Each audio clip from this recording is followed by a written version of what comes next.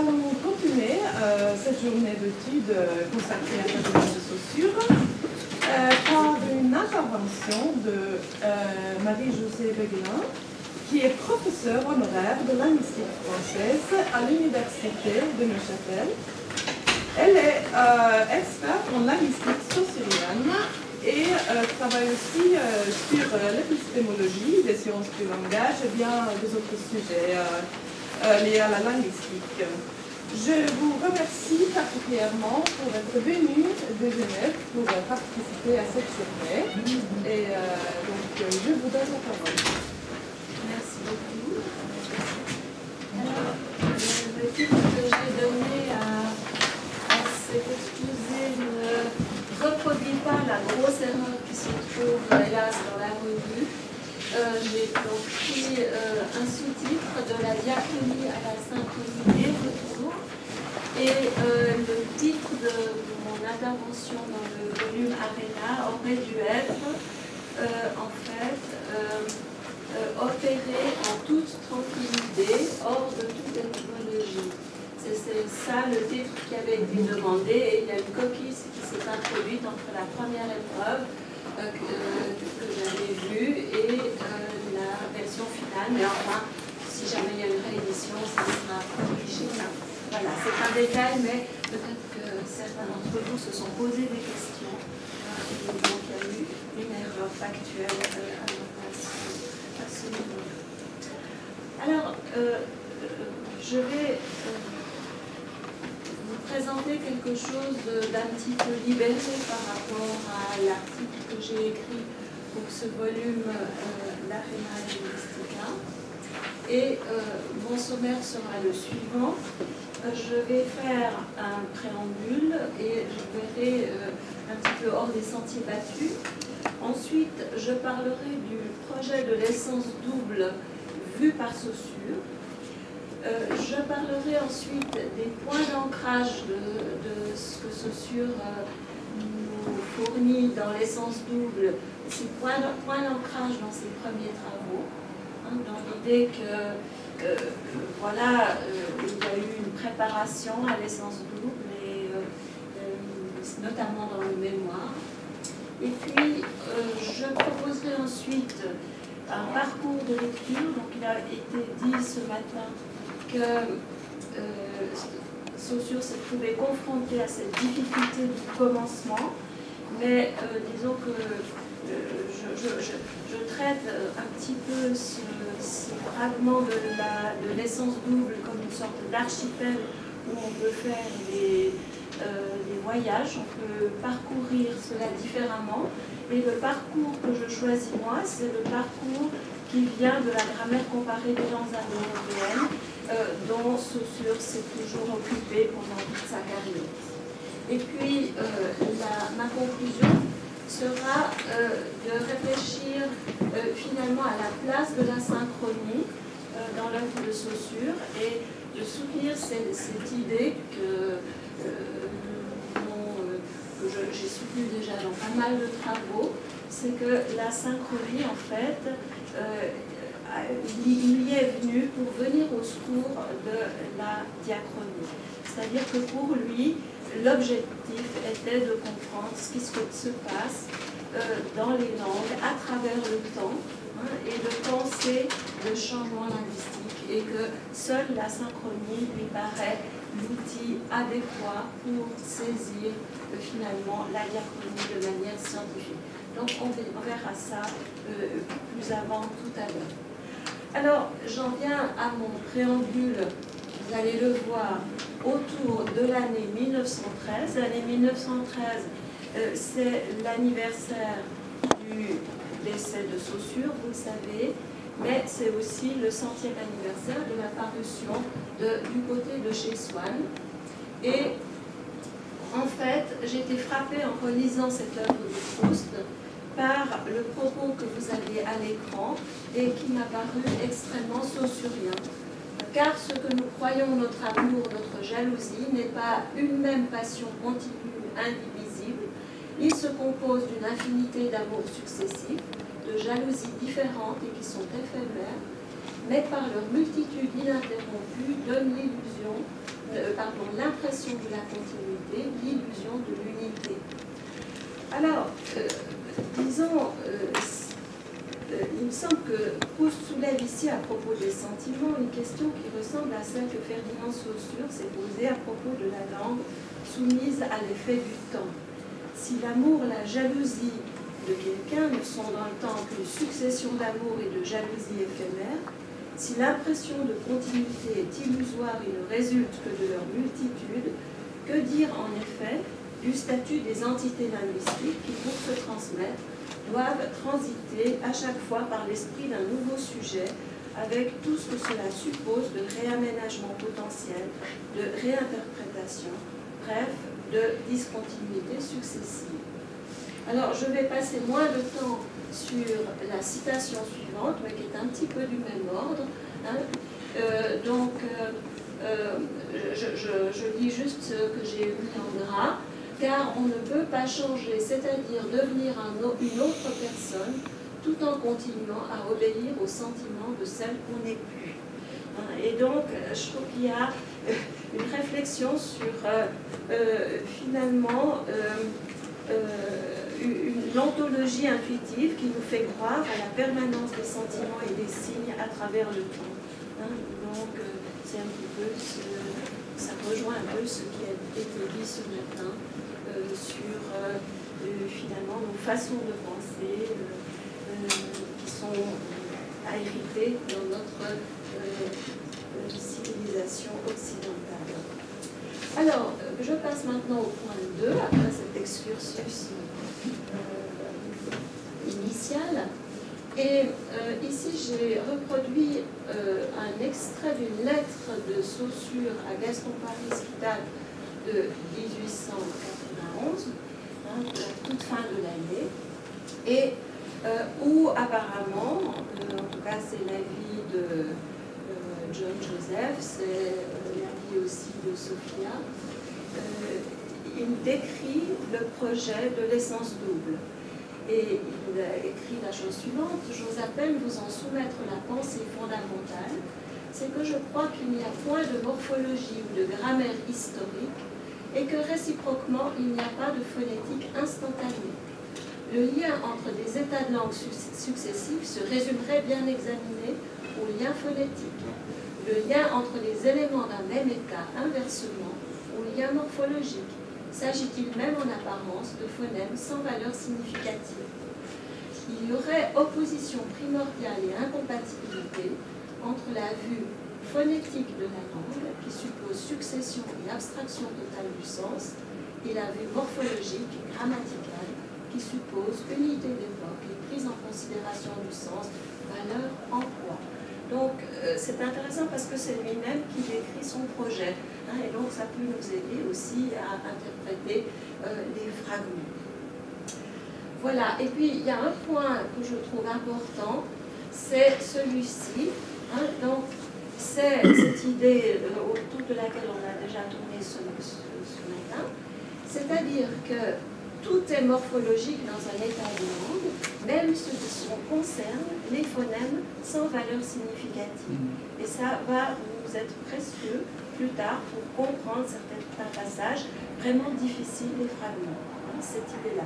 Donc, on voit ici la radicalisation du propos de Saussure, qui va essayer de montrer que tout ce qui est historique est phonétique, et puis tout ce qui est morphologique ou significatif ne peut être saisi qu'en synchronie. Et c'est ça, disons, son propos dans cet opuscule, entre guillemets, qu'il prépare. Voilà, alors, point d'ancrage dans les premiers travaux. Je vais citer deux documents. Je vais citer l'essai pour réduire les mots du grec, du latin et de l'allemand à un petit nombre de racines. C'est un ouvrage, c'est un document qui ne fait pas partie de la production scientifique de Saussure. C'est quelque chose qui nous est resté, que lui-même a qualifié plus tard d'enfantillage, mais qui contient quelques propos quand même qui frappent quand on connaît la suite.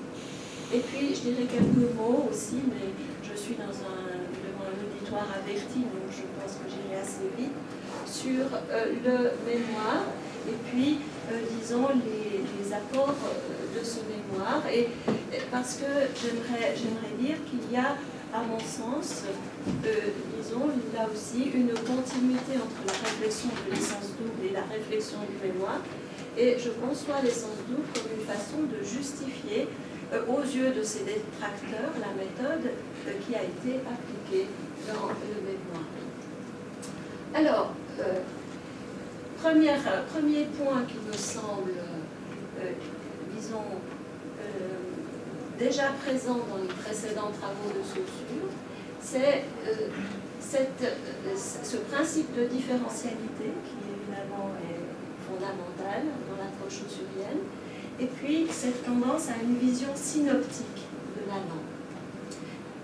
Et dans cet essai que l'on date maintenant, après quelques recherches historiographiques de 1874, eh bien, Saussure, qui décrit des racines auxquelles il croit pouvoir faire remonter tous les mots qu'il connaît du grec, du latin et de l'allemand, eh bien, ces racines, au nombre d'une quinzaine, il les décrit formellement, et puis il va nommer prot et deutère, les deux consonnes de ces racines, qui font, écrit-il, le caractère distinctif de chaque racine. Donc il y a déjà cette idée de la distinctivité, hein, et vous voyez qu'il glose en disant, c'est-à-dire qu'il empêche de se confondre avec une autre racine.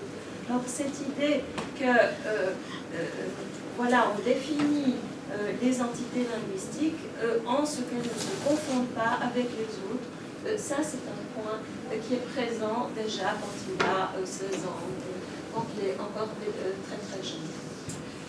Autre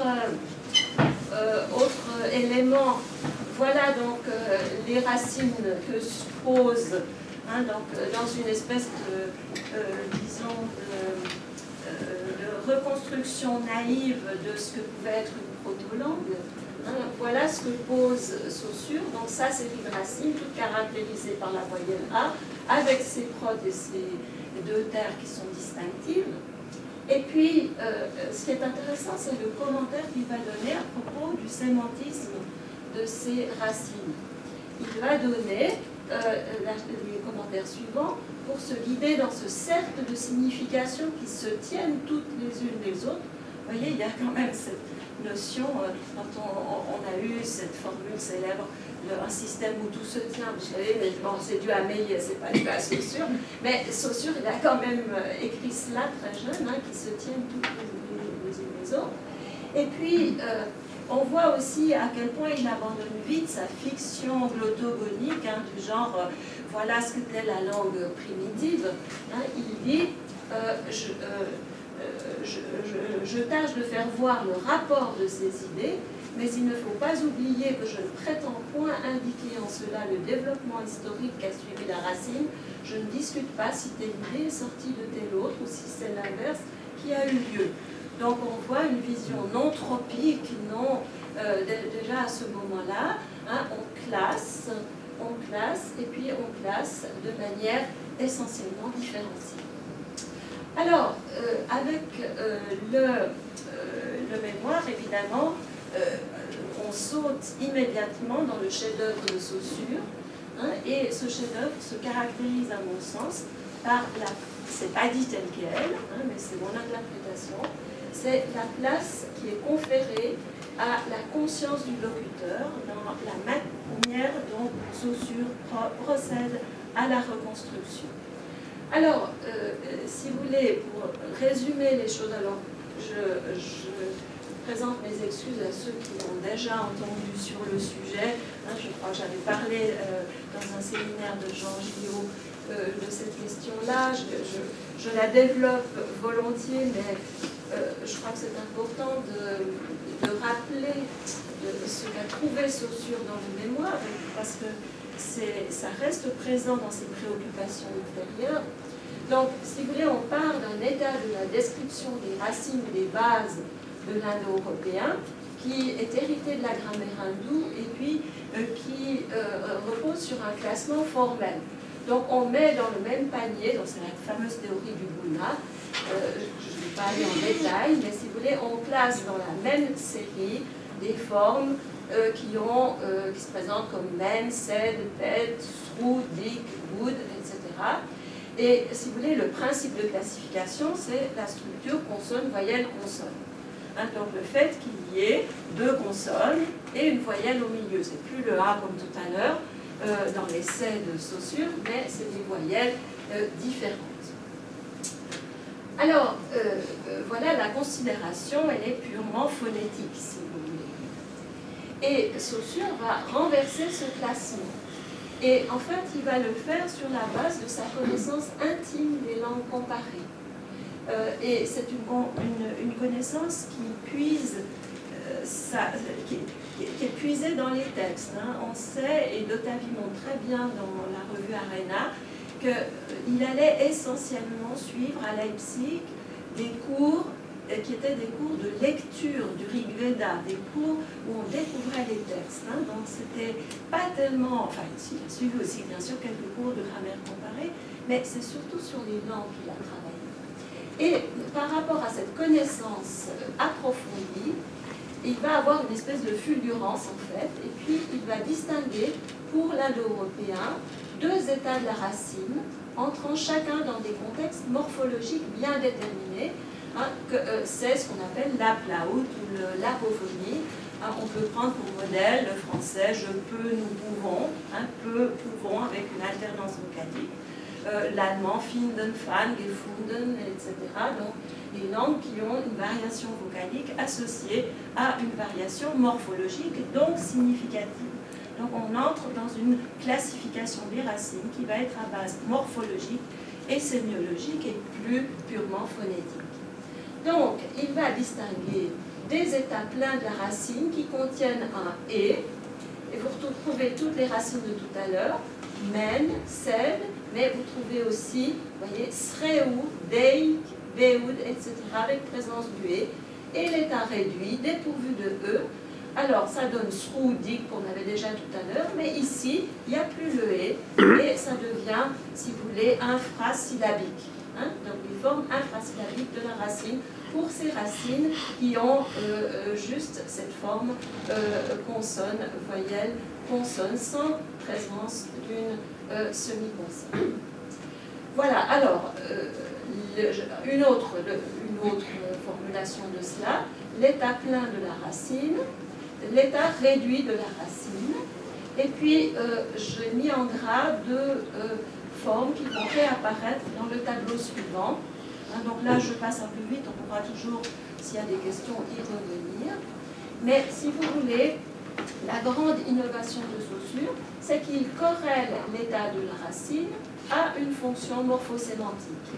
Donc, l'état réduit, ça va être l'aoriste, le parfait, l'adjectif verbal, et on va avoir ces formes-là. L'état plein, avec la voyelle de base « et », eh bien, ça va être, par exemple, le présent. Donc, vous voyez, c'est cette corrélation-là qui est l'innovation fondamentale du mémoire. Et ce n'est pas l'invention des coefficients. L'invention des coefficients, c'est un surplus. C'est le surplus qui découle de cette théorisation de la racine. Alors, ce qu'a changé le mémoire, c'est que ce qui était regroupé dans le même paquet, si vous voulez, c'est ce qui est en jaune sur mon tableau. Hein, c'est ceci et cela qui étaient mis ensemble. Ben, vous voyez, il dit non, ça n'a rien à voir. Pourquoi? Parce que ceci, eh bien, ça correspond à l'aoriste, au parfait, à l'adjectif verbal. Ceci, ça correspond au présent. Ça ne peut pas être ensemble. Vous voyez? Et donc, remaniement total, hein, non seulement de la phonétique, mais de la morphologie. Alors, voilà, répartition des états de la racine en fonction de critères grammaticaux impliquant le sens. Cette implication du sens est évidemment fondamentale. Alternance des racines appréhendées de manière large, anti-atomiste. Hein, on est loin de la forme qu'on suit à travers le temps. Hein, on regarde tout le système. Et puis, il montre accessoirement que et puis i et ou ont en indo-européen des statuts distincts. Hein, donc I et OU se comportent comme des semi-consonnes et plus comme des consonnes que comme des voyelles. La voyelle à proprement parler, c'est la voyelle alternante et OU. Voilà, alors, cette prise en compte va permettre donc, des rapports de proportionnalité entre les formes des racines, des cellules morphologiques. C'est ça qui va permettre, ça va être le levier pour la découverte des coefficients sonantiques, c'est-à-dire des laryngales indo-européennes. Alors, comment est-ce qu'il va faire? Eh bien, si vous voulez, il va constater qu'il y a des racines qui ont une forme atypique, c'est la racine do donnée ou sta, se tenir debout. Forme atypique avec une voyelle longue. Et c'est là que intervient un raisonnement algébriste, c'est-à-dire qu'il va relire cette voyelle longue comme résultant d'une contraction de la voyelle E, puisqu'il lui faut sa voyelle E, alternant avec O, il lui faut cette voyelle E, eh bien, qu'à cela ne tienne, l'audace de la jeunesse, l'ardeur de l'autodidacte qui n'est pas bridée par tout un siècle de savoir erroné sur l'histoire de l'Indo-européen, eh bien, il fait ce calcul, donc Do égale DE plus X, vous voyez, etc. Alors, il ramène hardiment ces racines atypiques sous cette forme-là, vous voyez, donc il a non plus pas sta ni do, mais il a un T avec une laryngale, ou bon, il appelle ça un coefficient, et puis un deuxième coefficient différent pour O, voilà. Et puis il retrouve état plein, état réduit, et avec ces instruments-là, il va pouvoir expliquer mais une foule de problèmes qui traînaient dans disons chez les théoriciens de son époque. Alors, excusez-moi, c'est allé plus vite. Voilà. Donc, une hypothèse incroyablement féconde. Et puis, l'image de l'Indo-européen est profondément et définitivement marquée par les résultats du jeune Saussure. Moi qui ai appris la grammaire comparée des langues indo-européennes grâce à Françoise Nader, je peux vous dire que j'ai eu beaucoup de mal à lire le mémoire parce que j'avais énormément de mal à me reporter à un état de la science indo-européenne qui était antérieur à Saussure, tellement tout ce qui nous venait était imprégné de Saussure. Mais pourtant, il a eu un accueil extrêmement mitigé, positif en France, très négatif dans une bonne partie de l'école allemande. Osthoff va juste qualifier sa démarche de radicale Irrtum, erreur radicale. Donc ça devait être, j'imagine, pour un jeune homme de 21 ans, erreur radicale. Et encore en 1891, et si vous voulez, c'est pas pour rien non plus que peut-être il entame des réflexions d'essence double à ce moment-là. Eh bien, dans la sphère française, un obscur monsieur qui enseignait le sanskrit à Lyon, qui écrit « On peut dire que jamais mystification scientifique n'a eu un pareil succès, reste à savoir quelle en sera la durée. » Donc, on voit, on n'était pas tendre entre collègues à l'époque. Et pourtant, peut-être maintenant non plus, une confirmation posthume, l'existence des coefficients supposés par Saussure a été confirmée récemment par la découverte de déchiffrement du Hittite et les travaux de Koudovitch. Et aujourd'hui, comme je disais, même pour un indo-européaniste bien formé, on n'arrive plus à remonter à avant Saussure, tellement il est venu mettre de l'ordre dans notre connaissance de l'indo-européen. Et voilà, je pense, si vous voulez, tout de même que cette expérience a été traumatisante pour le jeune homme. Et je pense que d'avoir été si violemment disons, attaqué, eh bien, ça l'a mis en demeure de chercher des arguments à opposer à ses détracteurs, mais pas en se mettant à leur niveau, en changeant de niveau, en changeant résolument de niveau de réflexion. Et c'est ce qu'il a fait. Mais en arrière-fond, il y a toujours cette méditation sur le statut les sons dans le mémoire. Il faut savoir qu'à cette époque-là, 1891, quand il écrit à Gastropariste, on est en pleine dérive substantialiste à propos du débat sur les coefficients. Lui, il parlait de coefficients, d'éléments abstraits. Hein, c'était des entités mathématiques. Il ne s'intéressait pas au contenu phonétique. Or, le débat en 1891, ça consiste à se dire, est-ce que c'est une espèce de « et » est-ce que c'est U de E? Est-ce que c'est une espèce d'air?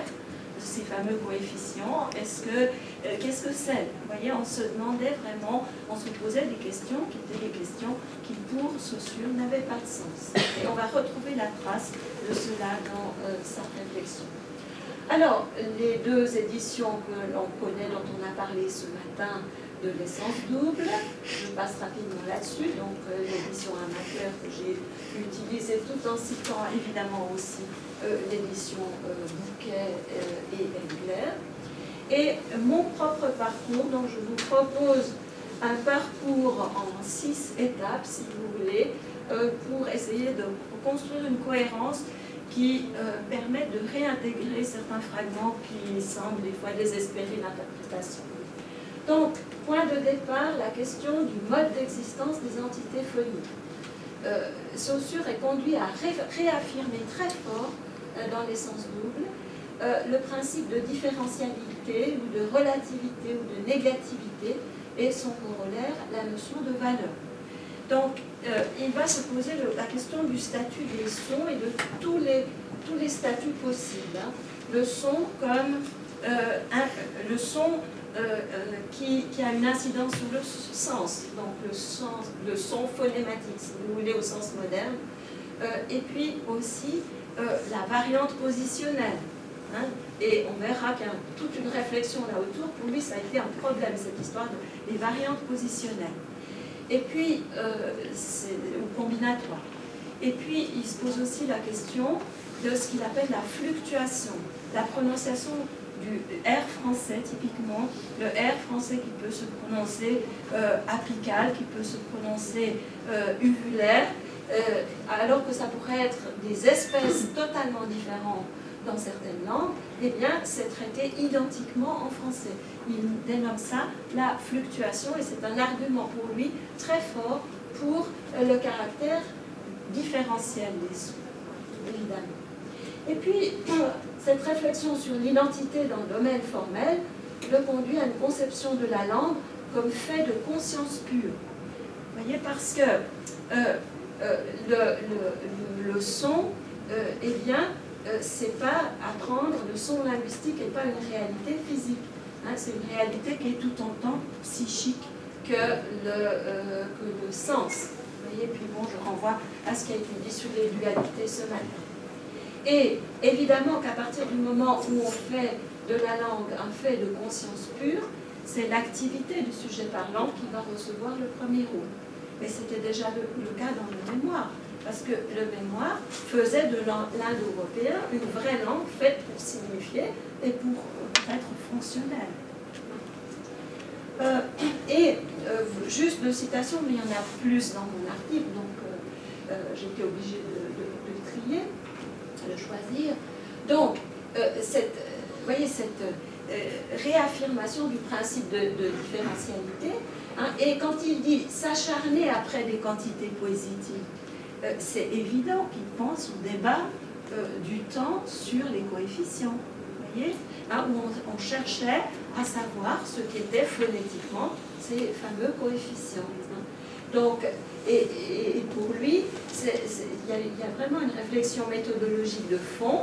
Hein, c'est, je crois, se condamner à rester d'un bout à l'autre de l'étude linguistique à côté du fait vrai et du fait décisif dans tous les ordres divers où nous sommes appelés à envisager la langue. De nouveau, tout ce qu'on a dit ce matin sur la sémiotique,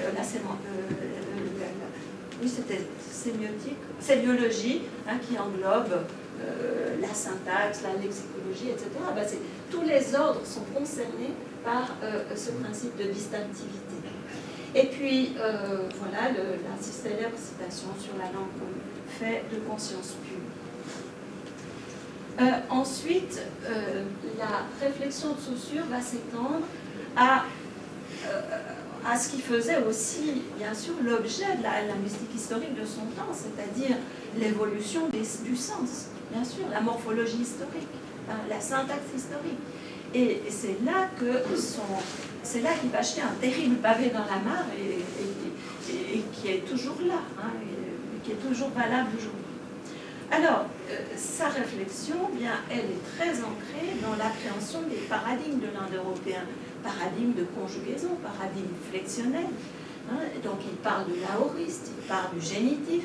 Hein, donc, sans arrêt, il y a ce dialogue avec les données. Donc, ce n'est pas de la théorie des incarnés, c'est de la théorie entrée dans sa problématique indo-européaniste. Donc, sa réflexion s'étend à l'identité sémantique et catégorielle dans les langues indo-européennes, et il va s'appuyer sur la notion de parallélie. C'est ce qu'on appellerait aujourd'hui un paradigme.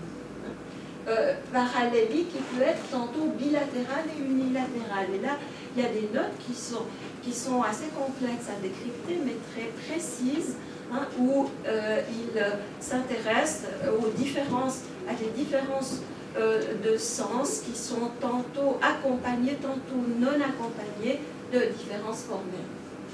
Et puis, on arrive à la notion de quaternion. Je ne vais pas m'y attarder ici, puisque mon optique est plutôt de parler de la diachronie.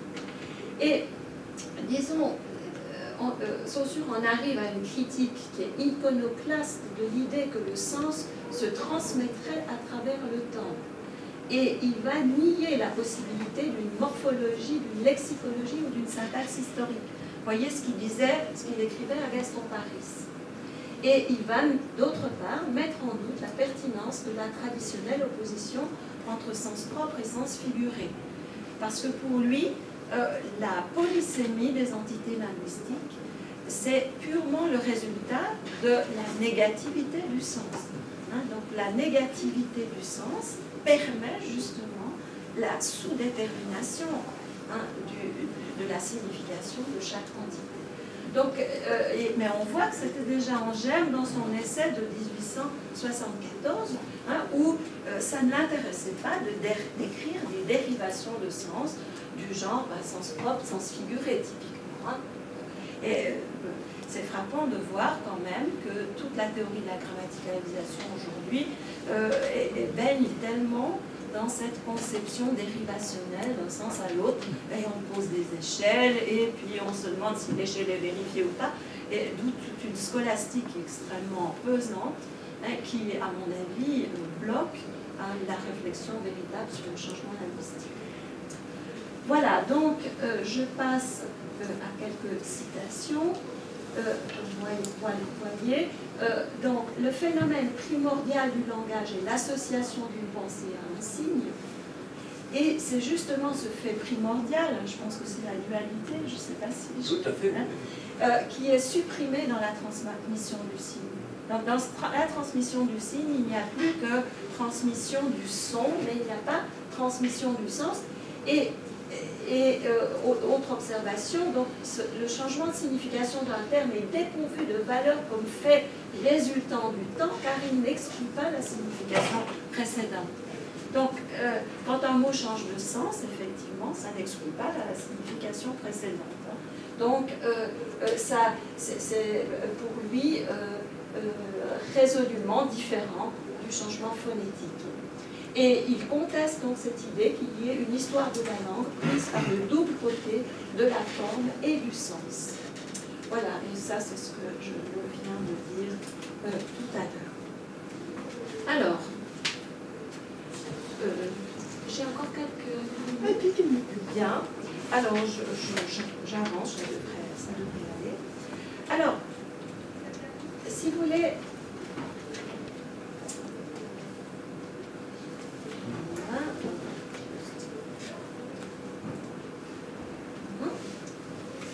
Alors, cinquième étape de mon parcours, on arrive au bout. Donc, c'est la revendication de l'étude de l'état de langue en lui-même, avec pour conséquence l'affirmation de la primauté en linguistique du point de vue, qui est toute la chose, on en a parlé ce matin, mais aussi cette affirmation d'une corrélation stricte entre histoire et phonétique, entre grammaire et unité d'époque. C'est ce qu'on a vu dans cette lettre à Gaston Paris. Et puis, dernière étape, mais on a fait une boucle si vous voulez, hein, c'est qu'il va esquisser dans l'essence double un nouveau programme pour la linguistique diachronique qui, au contraire de la pratique étymologique habituelle, prendrait pour produit d'entrée non des formes isolées, mais des états de langue. Donc, la diachronie n'est pas laissée de côté, n'est pas laissée tomber, hein, mais elle doit être faite avec de nouvelles exigences. Voilà. Alors, si vous voulez, j'ai pris ici une note, typiquement une note qui est un peu difficile. Hein. Donc, aussitôt que l'on se place résolument dans la perspective instantanée, on revient toujours à comprendre qu'il n'y a rien dans un état de langue qui puisse s'appeler de la phonétique. Donc, il veut montrer qu'il n'y a pas de phonétique dans un état de langue. Mais que, 1. Chaque fait soi-disant phonétique existant dans la grammaire d'une langue à un moment donné est en effet phonétique si on le considère comparativement à une autre époque, en commençant par le formuler d'une toute autre façon. Mais alors, c'est qu'on abandonne la perspective instantanée et qu'on mélange le point de vue pardon, qui ne mérite pas. Je crois que je vous laisse lire.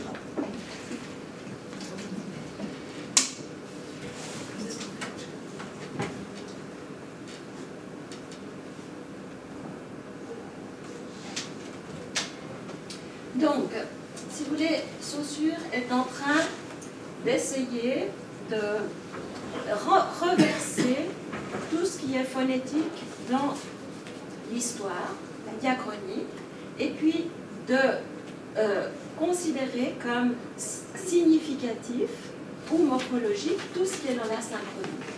Ça veut dire qu'il ne peut plus y avoir des variantes positionnelles, hein, des variantes combinatoires.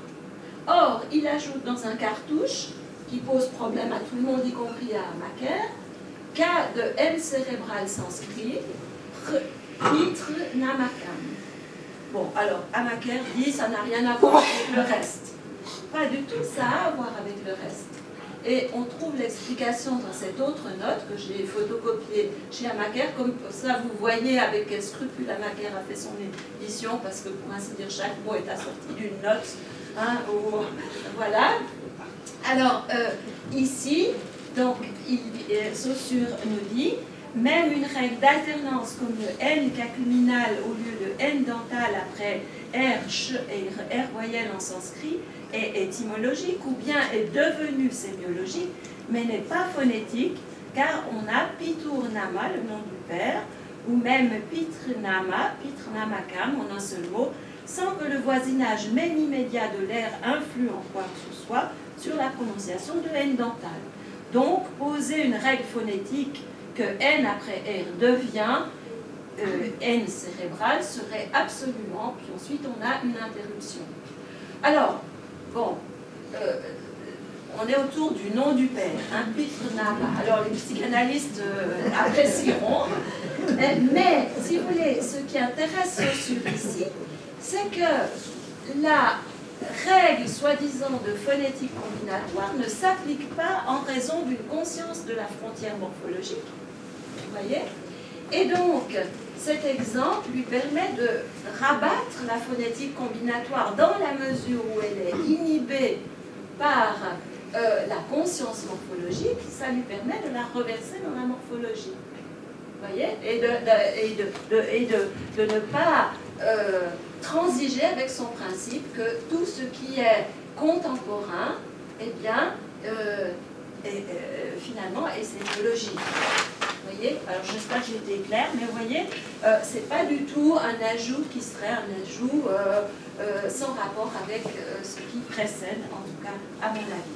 Donc, vous voyez, ce modeste parcours auquel je vous ai invité, il est surtout là pour essayer de réintégrer certains fragments qui sont relatifs aux langues anciennes et qui permettent de clarifier le propos de Saussure, hein, et de mieux comprendre ce qu'il a voulu faire dans les sens doubles.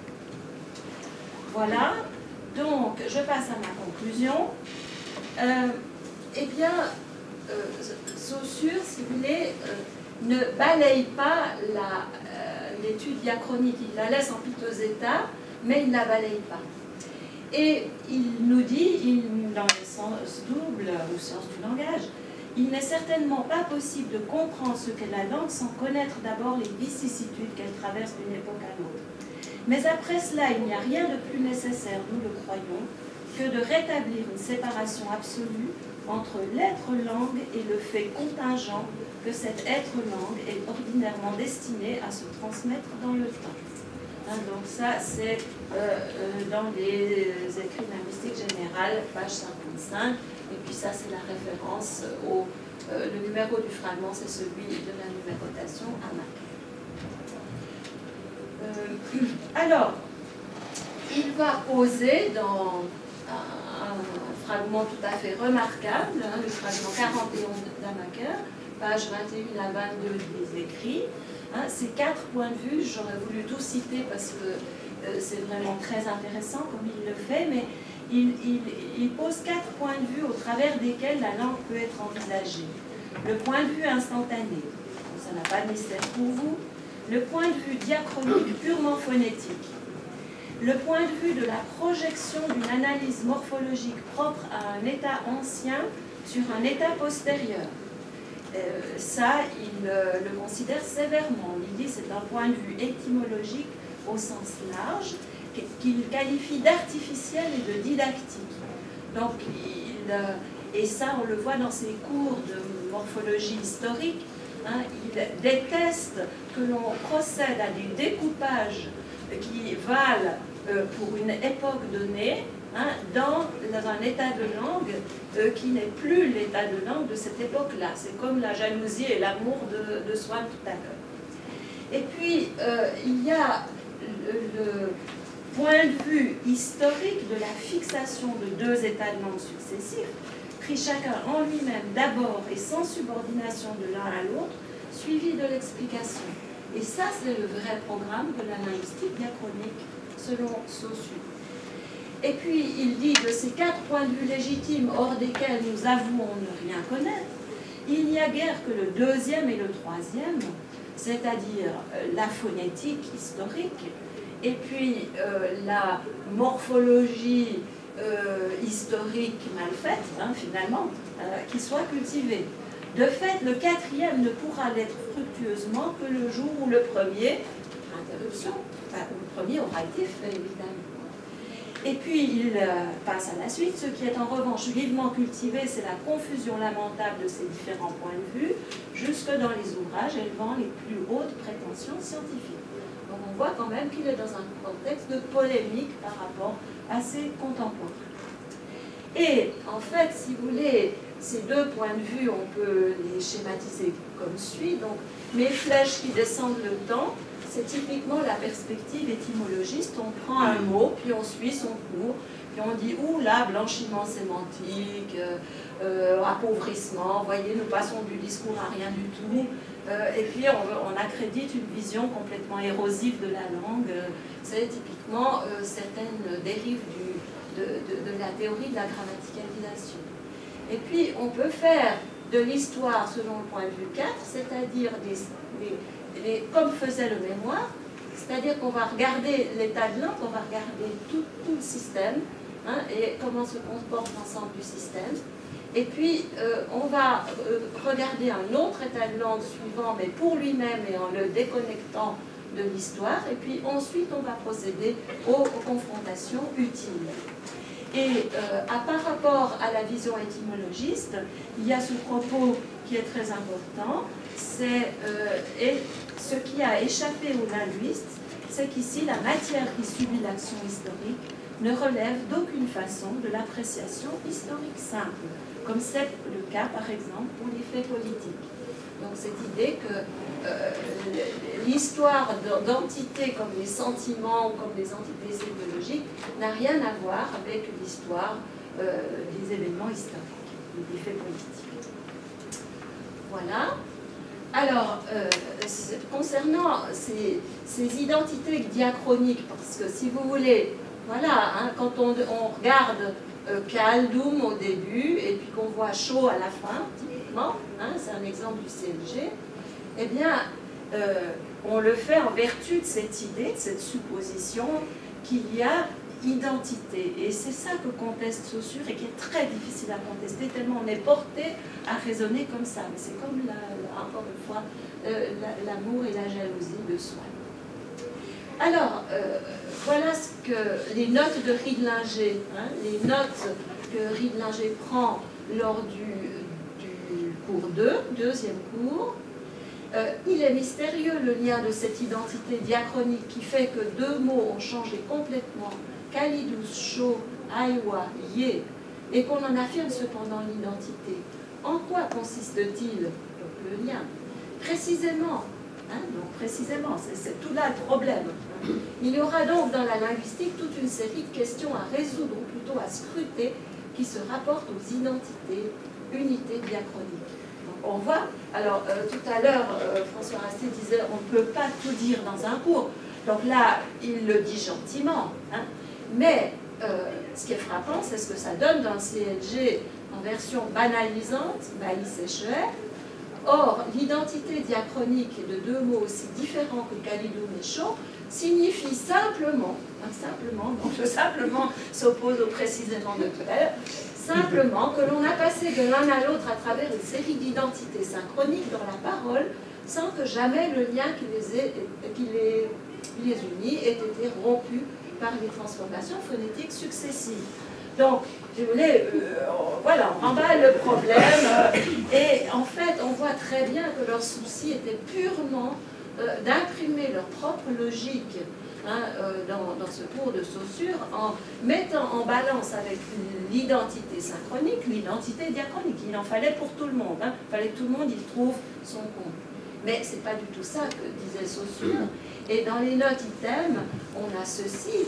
Hein, il n'y a probablement pas lieu de dire d'une époque à l'autre ce qui est le même sème, ici sème au sens de signe, hein, comme on rappelait tout à l'heure qu'il avait... c'est Simon, je crois, qui rappelait qu'il avait cherché d'autres termes que le terme de signe, qui est très ambigu. Donc, ce qui est le même sème, il n'y a pas lieu de dire d'une époque à l'autre ce qui est le même sème, ni le moyen de commensuration pour cela, puisque le sème dépend dans son existence de tout l'entourage parasémique de l'instant même. Voilà, donc sa réponse c'est plutôt il n'y a pas d'identité diachronique. Hein, il n'y a pas d'identité diachronique, en tout cas quand on s'intéresse à la langue comme langue porteuse de signes. Alors, dernière diapositive, hein, on peut se dire, mais alors comment est-ce qu'il faisait, hein, il donnait quand même des cours de grammaire comparée sociaux. Eh bien, il le faisait avec, il s'en sortait avec un instrument tout simple, méthodologique tout simple, c'est le carré linguistique. Et on trouve à plusieurs reprises cette mention du carré linguistique, on le trouve dans les écrits de linguistique générale, page 228, je crois que c'est des notes en vue d'un cours de morphologie. Hein, toute considération possible, excusez-moi, j'ai oublié un S, sur un fait linguistique sont immédiatement enfermés en une figure simple et partout la même, comprenant 4 termes, A, B et A', B'. Donc, on va avoir, si vous voulez, la synchronie AB, la synchronie A', B', et puis ensuite le lien phonétique entre ceci et cela, le lien phonétique entre ceci et cela. Alors, exemple, on dira l'abrève de facio devient ibrève dans conficio. Ici intervient la distinction à faire. Non, jamais l'abrève de facio n'est devenu l'ibrève de conficio. Ce n'est pas dans facio que s'est opéré le changement. Il faut 4 termes. Donc facio reste facio, hein, et puis confacio devient conficio. Vous voyez? Donc il réinterprète la description des changements, hein, à l'aide de son instrument, cet instrument très simple qui lui permet de revenir à la diachronie, disons, en tirant parti de la synchronie. Donc, voilà cette idée comme quoi, que nous avons posée au départ, que pour Saussure, la synchronie est l'outil nécessaire pour faire de la diachronie de manière scientifique. Merci beaucoup.